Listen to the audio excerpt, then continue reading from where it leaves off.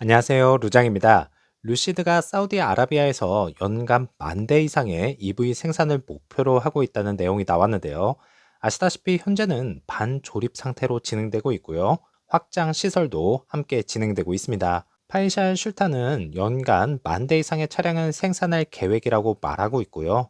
생산 일정은 해외 시장의 수요에 따라 조정될 것이라고 덧붙이면서 필요하다면 이 숫자를 초과할 수는 있지만 우리는 다양한 글로벌 지역의 수요를 모니터링하고 있다는 것을 이야기하였습니다. 자, 그러면 파이샬 슐탄이 이렇게 이야기한 것은 사우디아라비아 공장은 루시드 모터스가 미국의 지역에 세운 첫 번째 생산 시설로요.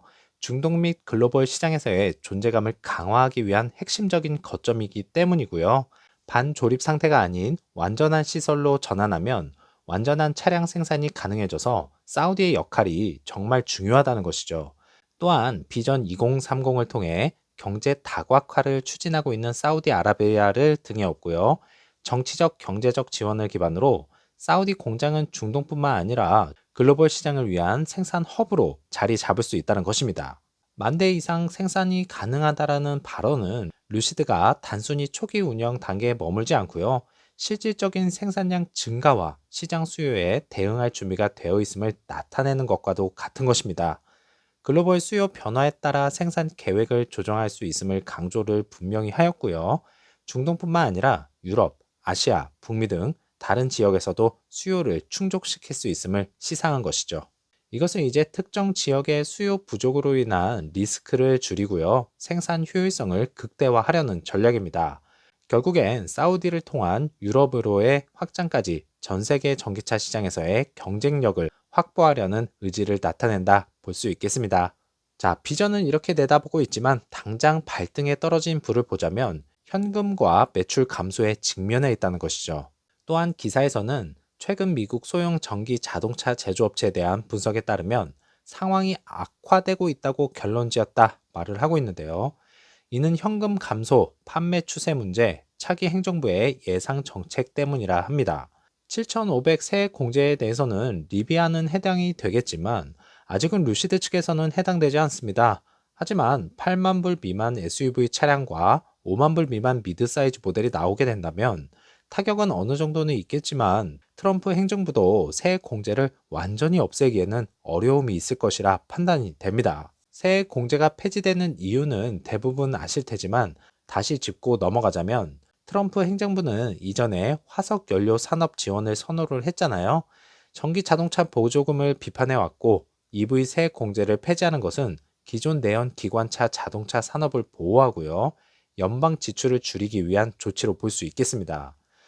이러한 조건 강화 가능성에는 현재 북미에서 생산된 자동차 부품의 비율과 조립 위치를 기준으로 수여되기 때문에 이러한 조건이 강화되거나 완전히 폐지가 되면 루시드, 리비안, 카누와 같은 신규 제조업체가 큰 타격을 입을 수 있다는 것입니다.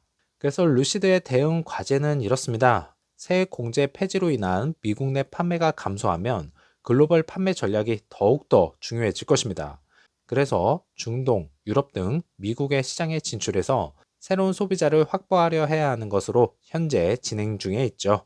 또한 생산 효율성을 높이고 비용을 절감해서 소비자 가격을 낮춰서 대응해야 할 것입니다.